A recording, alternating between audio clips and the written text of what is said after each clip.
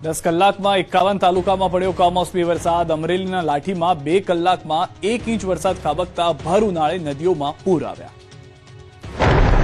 અમરેલી પંથકમાં માવઠું તોફાની બન્યું હતું। 2 કલાકમાં સુપડાધારે 1 થી 2 ઇંચ જેટલો વરસાદ ખાબકતા ભર ઉનાળે નદીઓમાં પૂર આવ્યું હતું। સાવરકુંડલા પંથકમાં ધોધમાર વરસાદ ખાબકતા નાળ ગામની સ્થાનિક નદીમાં પૂર આવ્યું હતું। જાણે વરસાદી ચોમાસું હોય તે પ્રકારે નદીઓ ગાંડી તૂર બની હતી।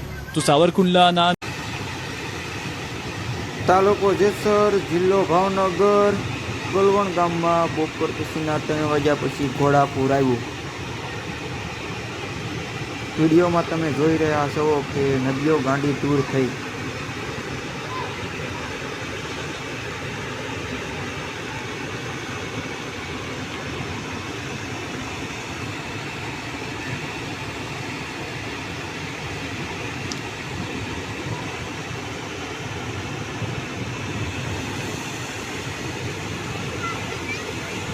નાળ, રવારીકા સહિતના ગામોમાં પણ વરસાદે માજા મૂકી હતી। આ તરફ 2 કલાકમાં લાઠીમાં 1 ઇંચ વરસાદ પડ્યો। લાઠી પંથકમાં માવઠું લાલઘુમ થઈને વરસી પડતા જળ ત્યાં સ્થળની સ્થિતિ સર્જાઈ। કરા સાથે ધોધમાર વરસાદ ખાબકતા વાતાવરણ ઠંડુગાર બન્યું। લાઠીની બજારમાં નદીઓ માફક પાણીના વહેણ શરૂ થયા। કમોસમી વરસાદથી ખેડૂતોની ચિંતામાં વધારો થયો।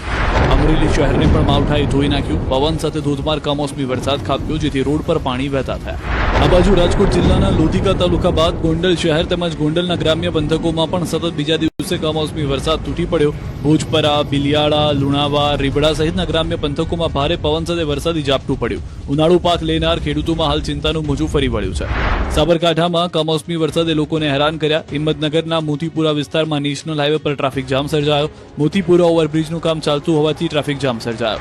તો વરસાદને કારણે સુરતના રોડ પોલા થઈ જતા સુરત પાલિકાની બેદરકારી સામે આવી। ભટાર રોડ પર વીઆરટીએસ બસ ખાડામાં ફસાઈ। કમોસમી વરસાદને લઈ ખાડામાં બસ ફસાઈ હતી। મુસાફરોને વરસાદમાં બસ બદલવી પડી હતી।